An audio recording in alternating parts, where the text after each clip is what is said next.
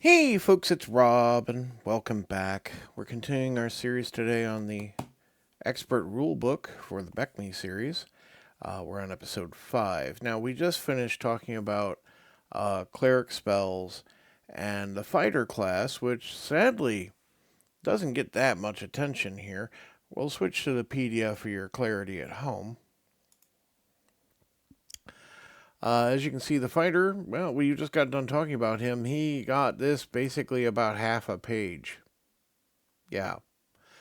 That's because there's not a lot of changes to the fighter. You get they gave you the lance combat and spear combat explicitly, but otherwise we're just talking about progression here, and yeah, that doesn't take up a lot of room. Meanwhile, clerics, we had a whole lot of new spells to talk about, and guess what's going to happen with the magic user? That's right. As you can see over here on the next page, we have all kinds of brand new spells in here, plus the reversible spells to talk about from the spells we already did know. Um, let's get started. Magic user. Magic users are able to advance up to 36 level. As they reach higher levels, magic users become extremely powerful characters, but this advance is a difficult task. Their few weapons and spells at low levels balances the power they eventually achieve. Therefore, magic users must be cautious at lower levels, as few will survive long without protection. And that is very true. If you're starting out in a level 1 campaign, that magic user is a hard ride to roll to go on. But when you start getting there, it really starts to pay off. And if you're fortunate enough to start in a game where you start out at a higher level, magic users become much more obvious choices. But that said, you still need someone to go and beat things up and take damage and be hard to hit, and that's usually the magic user, but sometimes that's the cleric. Um, Magic users may add more spells to their spell books through spell research. At name level or greater, and that's ninth level or higher, a magic user may create magical items. Both of these activities are explained under research on page 25. Upon reaching 11th level, a magic user may build a tower. If funds are available, a magic user who constructs a tower will usually attract 1 to 6 apprentices of level 1 through 3. And that's a whole thing, but you don't start your tower till level 11, I'm going to point out there. Before that point, you're still, errant, traveling. Magic user saving throws advance not at level 4, but at level 6, as you can see here. So this is one of the downsides balancing the magic user. And as you can see on the compared tables side by side here, generally the saving throws are not better for the magic user than the fighter at starting out, and they don't progress as quickly.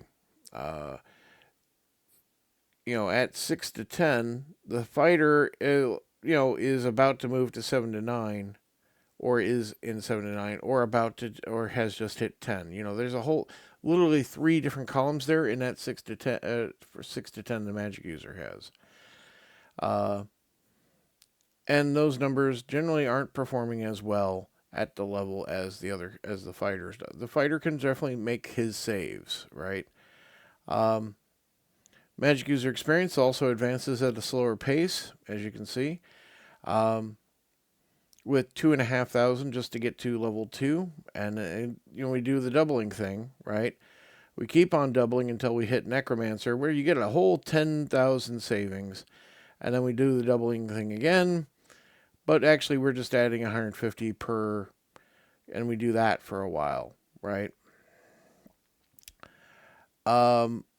We do see how the spell progression works, and that's basically functionally every other level you're advancing into a new tier of magic. So while level 1 you get 1 spell, level 2 2 spells at first level, but then we open up, hey, second level spell at third level, and at fifth level, third level spell, seventh level, fourth level spell, ninth level, fifth level spell, and then finally at 11th level, sixth level spell, right? And the spell progression tends to run for a bit on before you get an R of a given level. Like you stick at 2 first level spells for a fair while, until you hit level 7. But, you know, yeah, the spells are quite varied, quite potent, and depending on application.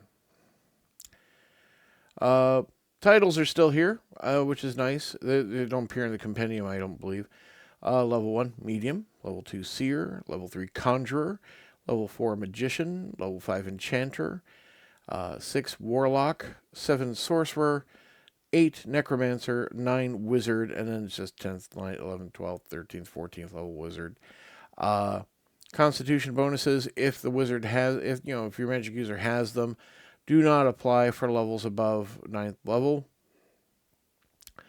You get to roll a d4 for each level through 9th, but then you get only 1 hit point per level thereafter. So, all those hit points that you gathered together at level 9, add on 1 more when you hit level 10, and then 1 more at a level 11. Yeah, so this is another one of those balance factors, right? It is what it is. This is the whole world of gaming history has been built around people trying to accommodate the magic user in different ways to make it not so puny. But really, in the end, you need to avoid being killed via various means, and that can be achieved magically. It can be achieved through party members. It can be achieved through smart play.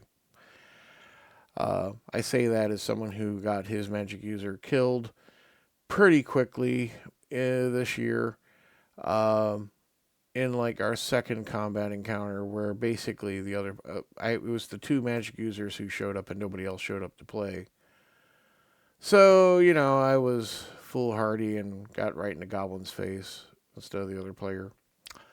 It is what it is, right? Let's get into all these spells, because this is really what all this is going to be. And probably in the next part as well, considering we have to get through a lot of spells. As you can see on the chart here, first level magic user spells still have the same basic 12 spells here. Charm Person, Detect Magic, Floating Disc, Hold Person, Light, which we can see can be reversible. Magic Missile, Protection from Evil, which is not reversible. Read Languages, Read Magic, Shield, Sleep, and Ventriloquism. Second level magic user spells, you have Continual Light, which is reversible for Continual Darkness.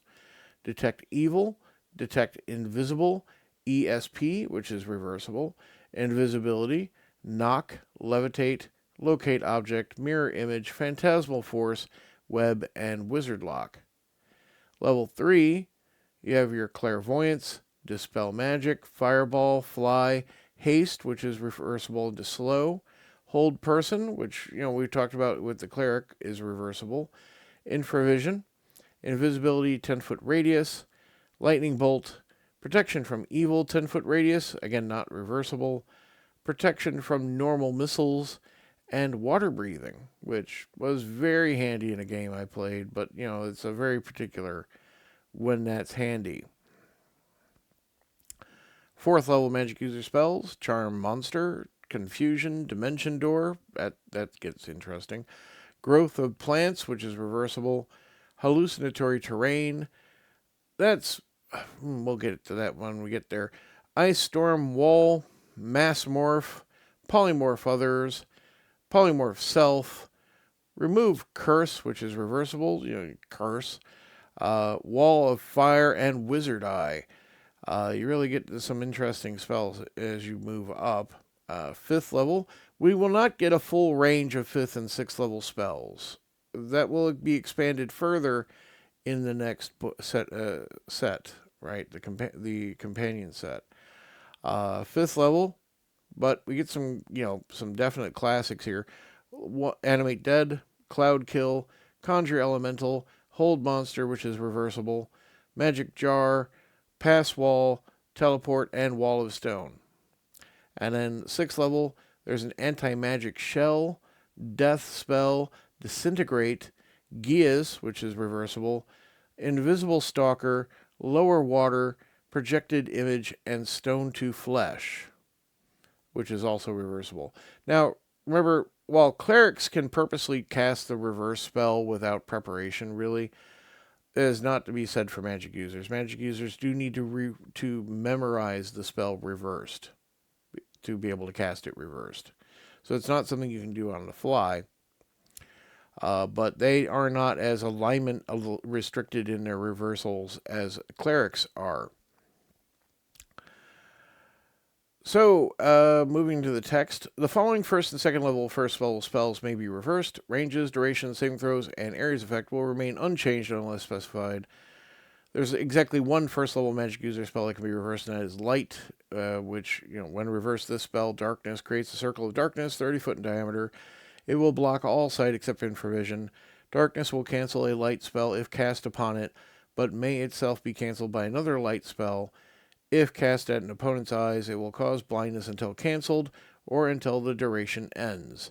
Light does end, and therefore darkness does end. It is our only spell reversible at first level. Moving to the second. Continual light. And these light spells are very much like the cleric versions, right? Continual light. The reverse of this spell, continual darkness, creates a completely dark volume of 30 foot radius. Torches, lanterns, and even a light spell cannot affect it, and infravision cannot penetrate it. If cast on a creature's eyes, the creature must make saving throw versus the spell or be blinded until the spell is removed. A continual light spell will cancel its effects. So, that's one way to remove that off of someone who's been afflicted that way, rather than having to resort to the higher level dispel magic spell. And the reverse light spell countered by a continual light spell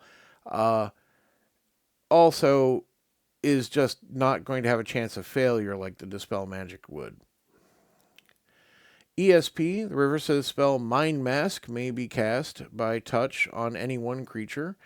The recipient is completely immune to ESP and all other forms of mind reading for the duration of the spell. So, very useful in the right situation. Hard to know when you're going to need that in advance, but when you do, great, right? Third level magic user spells.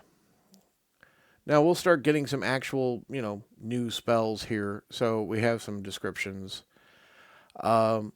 Clairvoyance, range 60 foot, duration 12 turns, 2 hours. Effect, see through another's eyes. With this spell, the caster may see an area through the eyes of any single creature in it. The creature must be in range and in the general direction chosen by the caster.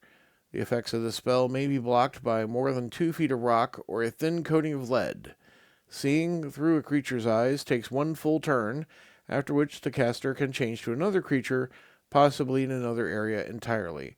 If you've played video games in the time since this game has come along, basically that's like after you've died, you can go and watch how somebody else is playing. It has to be within 60 feet, which is not far, really. But you can see through the eyes of animals, other people, again, in your toolbox, right? Here's the Dispel Magic spell we were talking about, which is very much like the Cleric Dispel Magic spell. Range 120 feet. It's permanent when it works. Effect, destroys spell within a 20-foot cube. Destroys spells in a 20-foot cube. So you're just like, area. The spell destroys other spell effects in a cubic area 20 foot by 20 foot by 20 foot. It does not affect magic items.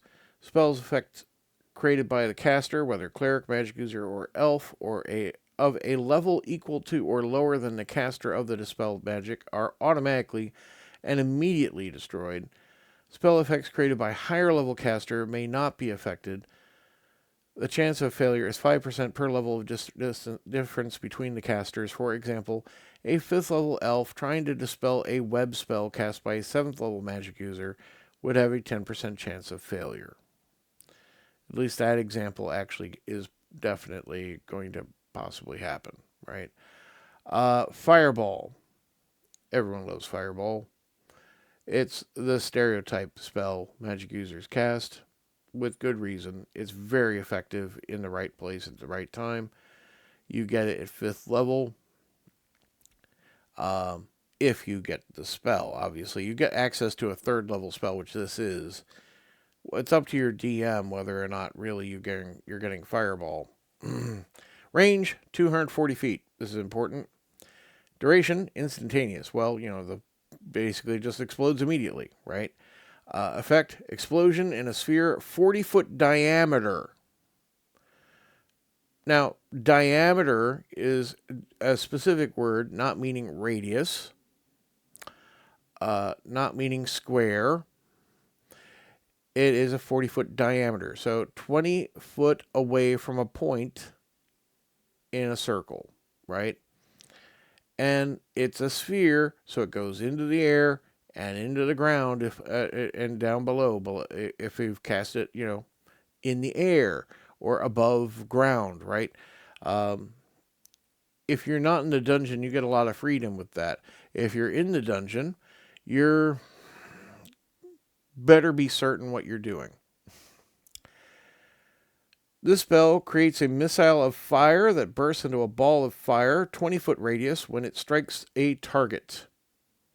So you can't just, drop it in the middle of nowhere. It should be fired at a target. I know video games quite often let you target some point in the middle of a group. Shoot a target to follow the rules as written. Your game, however, the fireball will cause 1 to 6 points of fire damage per level of the caster to every creature in the area. Each victim may make a saving throw versus spells. If successful, the spell will only do half damage.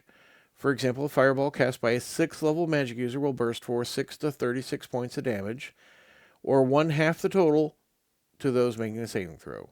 So, you rolled out, 20 points of damage. If they make the saving throw, they only take 10. That's assuming there's no other reasons to mitigate or reduce the damage involved of the spell. Some creatures will be immune to fire, even magical fire. The next page. We have a lovely piece of artwork by Elmore here of illustrating the fly spell of basically this woman, probably a magic user because she's wielding a dagger and unarmored and flying. And, Elmore does draw pretty girls. What can I say? Takes me back.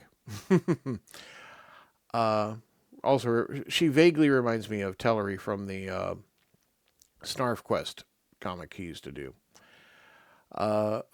Let's get enough of my reminiscing. Sorry. Fly. Range, touch. Duration, 1 to 6 turns, plus 1 level per level of the caster. So you have to be at least 5th level to cast fly. The variable makes it interesting to use for the player, right? You'll be 6 to 11 turns for a 5th level caster. After that first hour, it gets real interesting for you. Spell allows the recipient, possibly the caster, to fly, so you can cast it on somebody else, Spell will permit movement in any direction at any speed up to 360 feet per turn, 120 foot per round, by mere concentration. The recipient may also stop and hover at any point as a levitate spell, which does not require concentration. So, characters can fight, characters can fly, they can move up, down, left, right, all around. Be mindful of the fact that, if you've been going up for an hour and the spell runs out, you're just going to fall. Now, maybe you have something to deal with that will counter that, but,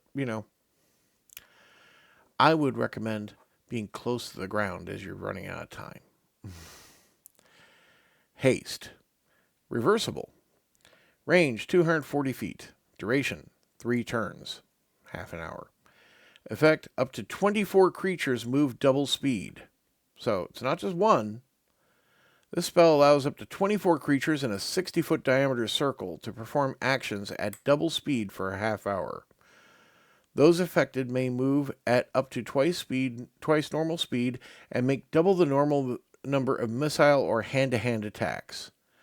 This spell does not affect the rate in which magic works, so the casting of spells and the use of devices such as wands cannot be speeded up. The reverse of the spell, slow, will remove the effects of the haste spell or will cause the victim to move and attack at half normal speed for the duration of the spell. As with haste, spell casting is not affected. Victims may make a saving throw versus spells to avoid the effect. So, if the person being cast on thinks it's beneficial, they don't have to save if they don't want to. But if they want to save, they can. And if you're being slowed, you almost certainly do want to, save against it. But if you're being hasted, you don't have to save if you want to be hasted.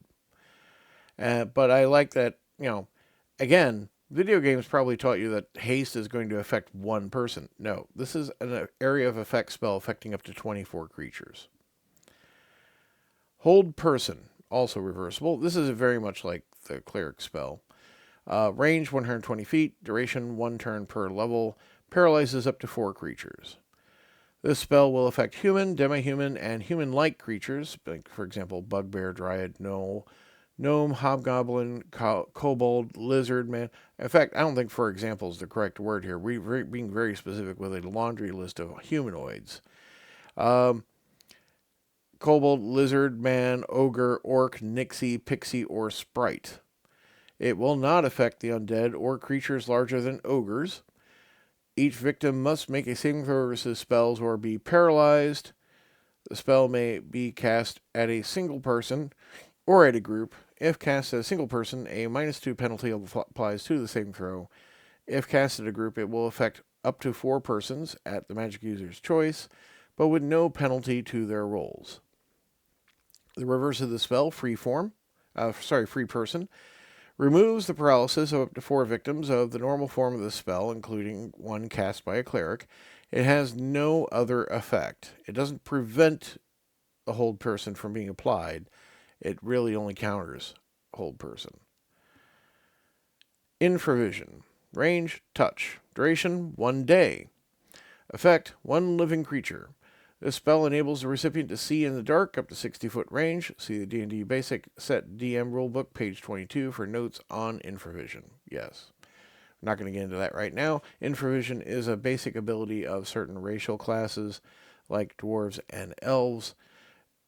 This just allows you to bestow it upon someone who already doesn't have it. Invisibility, 10-foot radius. Range, 120 feet. Duration, permanent until broken.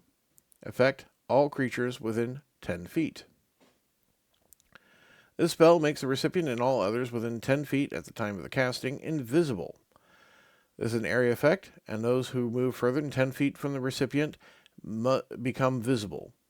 So this is a 10-foot radius.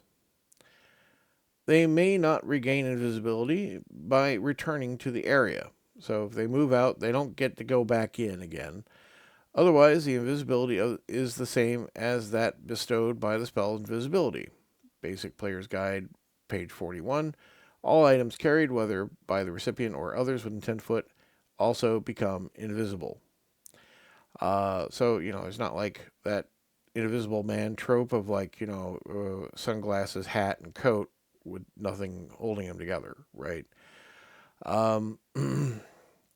Lightning Bolt. Everyone loves Lightning Bolt too. It's also, you need to be careful, but it's like the more precise version of Fireball in a lot of ways in application. Range 180 feet. Duration instantaneous. The effect is a bolt 60 foot long, 5 foot wide.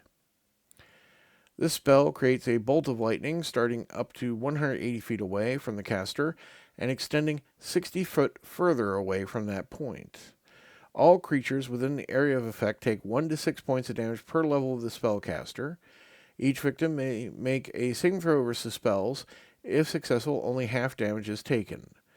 If the lightning bolt strikes a solid surface, such as a wall, it will bounce back towards the caster until the total length of the bolt is 60 feet. So don't reflect it off like you might like at an angle. It's going to go back towards the caster. Now you can use that to hit the same targets twice. But if you cast that bolt 20 feet away and it's 10 feet in front of a wall, it goes 10 feet into the wall, 10 feet back into the creature you cast it into, and then the remaining 40 feet through the caster, possibly into the wall behind them and reflecting again. Do be careful in tight spaces. Protection from evil, 10-foot radius. Range, 0. Okay. Duration, 12 turns. Effect, a barrier, 20-foot diameter. This spell creates an invisible magical barrier around the caster, extending 10 foot in all directions. The spell serves as a protection from evil attacks by monsters of an alignment other than the casters. So it doesn't necessarily have to be actually evil, because there is no evil alignment in BECME. They are lawful, neutral, or chaotic. So they just need to be not your alignment. Each creature within the barrier gains a +1 to all saving throws, and all attacks against those within are penalized by -1 to their attacker's hit roll while the spell lasts. In addition, enchanted creatures cannot attack those within the barrier hand-to-hand. Enchanted creatures can attack with missile or magical attacks, however. An enchanted creature is any creature that is magically summoned, animated, or controlled, as with a charm spell, or can only be hit by a magical weapon. Creatures that can be hit by silver weapons are not enchanted, at least not by default. If anyone within the barrier attacks an enchanted creature, the barrier will no longer prevent the creatures from attacking hand-to-hand, but the bonus to saving throws and penalty to hit rolls will still apply. This is very much like we encountered with the clerical spell. I called it Super Bless there. It is kind of still that. Protection for normal missiles. This is an sometimes overlooked spell, I have to feel. Range, 30 foot. Duration, 12 turns. Effect, 1 creature. This spell gives complete protection from all small, non-magical missiles, causing them to miss. Thus, a catapult stone or a magic arrow would not be affected. Any one creature within the range may be the recipient. So, it affects one person, right? But that one person cannot be targeted by regular arrows, regular crossbow bolts, regular sling stones, thrown rocks, right? Whether or not a catapult stone really should count as a thrown rock is another question, but they called it out specifically. It doesn't count. So, really handy for the magic user to defend themselves in certain situations. Water breathing. Range, 30 feet. Duration, 1 day. Effect, 1 air-breathing creature. This spell allows the recipient to breathe while underwater at any depth. It does not affect movement in any way, nor does it interfere with the breathing of air. So, they just gain the ability to breathe water. Not that they can move freely in the water. They still have to swim. And they're not stuck in the water. They can still breathe air. They just can also breathe water. It's fine. And very straightforward. And that finishes the page, and we're close to a half hour, so I'm going to wrap it up here. Thank you very much for watching and listening. If you like what I do, a like is helpful. If you want to be notified of the videos when they come out, a subscribe is very useful to you. I always enjoy your feedback and comments, of course, but I want to wish you a very pleasant and happy day. Goodbye.